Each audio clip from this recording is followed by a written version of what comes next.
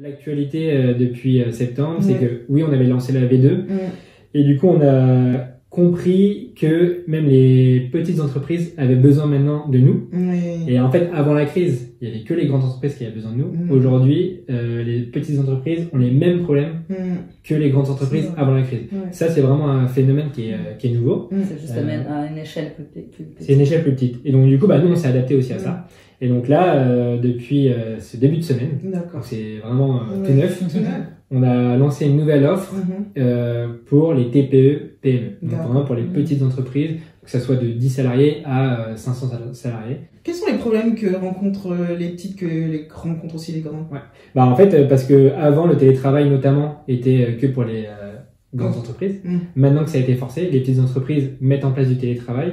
Et donc du coup, la problématique est on ne sait jamais, même le manager va jamais forcément savoir qui est présent au bureau aujourd'hui, qui va se rendre au bureau. Et donc nous, en fait, sur l'application, d'une part, on peut voir les espaces de travail et réserver une place, aussi bien dans son bureau en interne que dans un espace externe, parce qu'on a des partenariats avec des espaces, avec des tiers-lieux, donc coworking ou autre.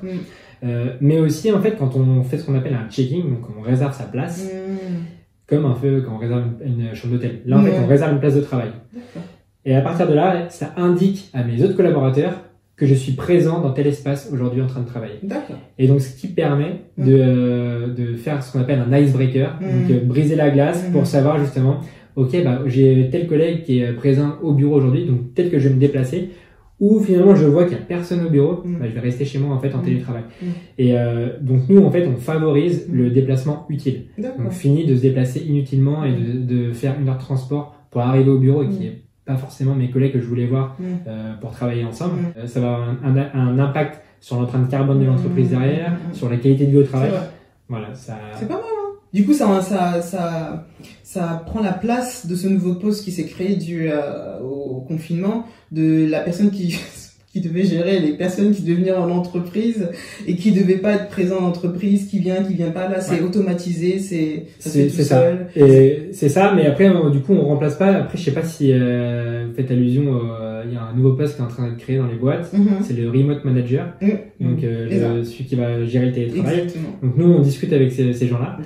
Pour l'instant, en fait, ceux qui ont des remote managers, c'est des entreprises qui sont passées en full télétravail, donc 100% télétravail.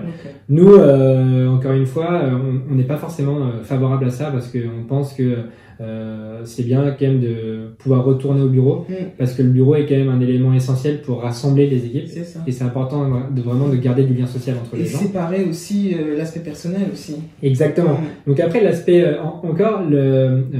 séparer l'aspect vie pro, vie perso, nous, on peut l'apporter en lui apportant un espace de coworking près de chez lui.